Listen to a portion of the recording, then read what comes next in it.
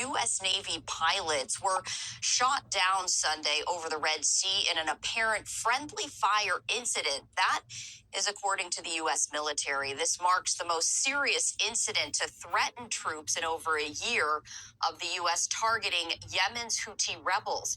Both pilots were recovered alive after ejecting from their aircraft, with one suffering minor injuries. Now, the U.S. military had conducted airstrikes targeting Yemen's Houthi rebels at the time, although the U.S. military's Central Command did not elaborate on what their mission was and did not immediately respond to questions from the Associated Press. Meanwhile, you are now taking a live look right here from southern Gaza. All of this comes following a rocket fired from Yemen, which hit an area of Tel Aviv, leaving 16 people injured by shattered glass. That is what the Israeli military shared on Saturday. This comes days after Israeli airstrikes hit Houthi rebels, who have been launching missiles in solidarity with Palestinians in Gaza. Another 14 people had minor injuries as they rushed to shelters when air raid sirens sounded before dawn. That is according to the military. Now, the Houthis, in a statement on Telegram, said they had aimed a hypersonic ballistic missile at a military target that they did not identify. Israel's military said it was investigating, adding that, quote, "We emphasize that aerial defense is not hermetic." The Houthis' media office later reported airstrikes on Yemen's Houthi-held capital, and U.S. forces conducted airstrikes against a missile storage facility and a command facility operated by the Houthis. To talk more on this, I do want to bring in Ruthie Bloom, who is the former advisor at the office of Israeli Prime Minister Netanyahu, as well as a senior contributing editor at Jewish News Syndicate and the co-host of Israel Undiplomatic on JNS TV. And Ruthie, we appreciate you joining us here on Live Now from Fox. Thank you so much for having me, Stephanie. Absolutely. So I did want to start with the very latest involving the Houthis. And it seems now, Ruthie, that Hamas and Hezbollah, because they've become so fragmented and decimated, truly, we are seeing these continued attacks from the Houthi rebels ramp up. Absolutely. You see, I think what they're feeling right now is that they're Iran's last proxy, and they're still standing, so to speak. I mean, after all, Israel has done quite a bit of damage to their facilities as well. However, they're flexing their muscles to show that Iran is still in business. And you mentioned that they did this in solidarity with the Palestinians in Gaza. But actually, they don't need to have solidarity with the Palestinians. This entire war since October 7th has been basically a war between Iran and Israel, and Iran uses its proxies. But right now, Iran is severely weakened as well, not to mention the fact that the mullahs in Tehran are very nervous about the imminent arrival of President Donald Trump in the White House in a month. And let's talk about that. When we take a look ahead to January 20th, how does President-elect Trump taking office impact what is happening right now in the Middle East? Well, in the first place, the impact it has is psychological because he isn't president yet. And in fact, the trouble is that there is no president of the United States. As we saw in the Wall Street Journal, a long piece about what has been going on in the Biden administration in the White House. There is no acting president. So the world is basically treating Trump as though he's already the president, though he doesn't have the authority of the president. There is a psychological element to it. And there is great fear among enemies that though Trump says, no, I don't want any wars, I'm ending all these wars, all I want is peace, and he means that. What he does not mean is what I want is to capitulate to the West's enemies. That not. He said to Israel, finish the job quickly. What he meant was obtain a victory quickly, not give up. So there's a huge difference in a perception of how things are going to go from now on in Washington as the leader of the free world as it's supposed to be. There is, President Biden, of course, still in the White House. There is that lame duck period. And you mentioned the psychology of all of this. We've also been hearing more talks about a potential ceasefire between Israel and Hamas. Now, we have seen this stall and fall apart time and time again. How close is the latest round of negotiations going?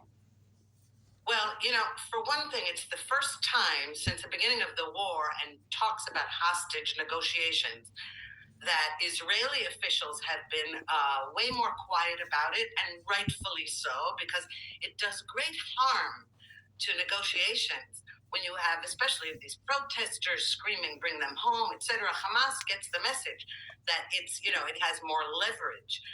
And this time, Israeli officials are really trying to keep a lid on what's going on. So the only information we have on it is from anonymous sources in Hamas, anonymous sources in this newspaper, that news outlet. And so you really can't trust it. What we're hearing different. We're hearing conflicting reports. But one thing we know is this: because Hamas has been decimated, and because the only leverage it has now is the hostages, it's trying very hard to be intransigent while also giving in on some of its demands. And there are certain demands, however, that Israel cannot give in on. So there is still tension in Israeli society over this, and also among the negotiators. But it does seem as though there's some more movement in this direction than there was, let's say, a month ago. So, from your perspective and your experience, is there reason to be hopeful, to be optimistic about a potential deal coming to fruition? Yes, well, it's a mixed bag, because there are two schools of thought here in the Israeli public and among the families of the hostages. And one school of thought is you get as many hostages out as you can to rescue them, and then in stages you try to get the rest. And the other school of thought is no, you have to get them all out together, or else the ones who remain, and that includes, for example, young men who are not, let's say, infirm, elderly, or female, that you are leaving them to a fate that nobody wants, which is to say maybe we'll never see them again. So there's a big argument going on over that. Second of all, I never like to use the word ceasefire, because the whole idea here is a pause in the fighting in order to rescue these poor people. 100 of them are still there. Some are dead. Some are alive. We don't know the exact numbers. Hamas won't give us the exact names and numbers. It's so awful. And yet, we also can't afford to have another October 7th, which is what not only Hamas, but Hezbollah, all of Iran's proxies, would be happy to perpetrate, and that goes for Palestinians in the West Bank. So, we're in this terrible dilemma situation, and I'm really hoping, I am optimistic that Prime Minister Netanyahu is not going to do something that endangers, is going to do as much as he can to endanger as few people as he can. Ruthie, so much is happening in the Middle East. We haven't even touched upon Syria just yet, as they continue to try and rebuild some sort of government after President Assad, his regime toppled, and he then fled to Russia. What are the other events and developing stories that you're keeping a very close eye on? Well, the rebels led by al-Julani, the trouble is they're disparate rebels. They're not a unified group. They all were united in their hatred of Bashar Assad, because he's still alive, a brutal dictator, slaughtered his own people, so did his father, used chemical weapons against them, tortured them, imprisoned them.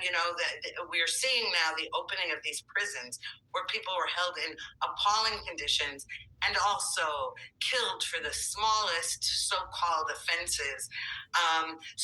They're right to have wanted to topple him, and that's a very, very good development. However, these rebels, al-Julani is really a radical terrorist. He's a jihadist, and despite the fact that he's sort of dressing differently and trying to tell the West that he has changed, because actually the Biden administration just removed the $10 million bounty on his head, which was really his aim.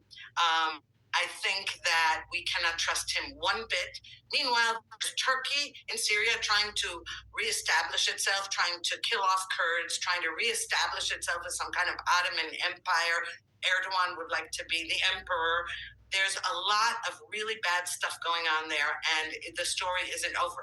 I would just like to add one more thing, and that is a few days ago, a tunnel between Syria and Lebanon, on the border between them, a huge 10-kilometer tunnel that fits huge trucks through it, that can drive through it. 10 kilometers, I think, is about 7 or 8 miles.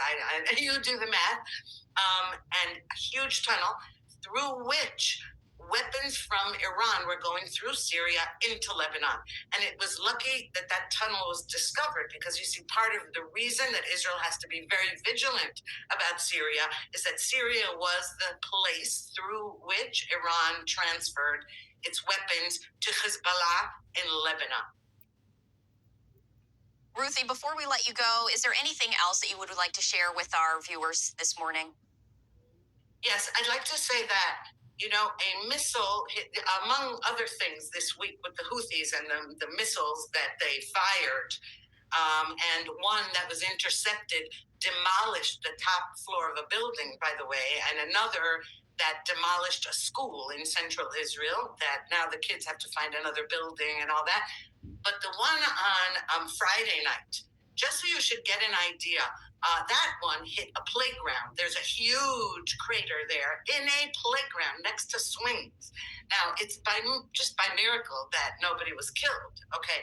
But what you also have to understand is it's not just whether people are physically injured or killed. The entire center of the country had to rush at 4:30 in the morning into shelters.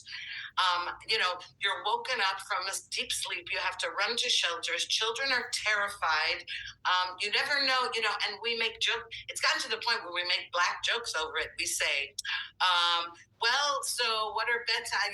Do we have to wear our shoes to bed tonight so we can run to the bomb shelter? Also, many of those injured in that attack were injured running to bomb shelters and falling, that's tripping and falling. I think this is the kind of thing you don't realize the ripple effect it has, even on people who are not directly hit or killed or seriously. Ruthie, there we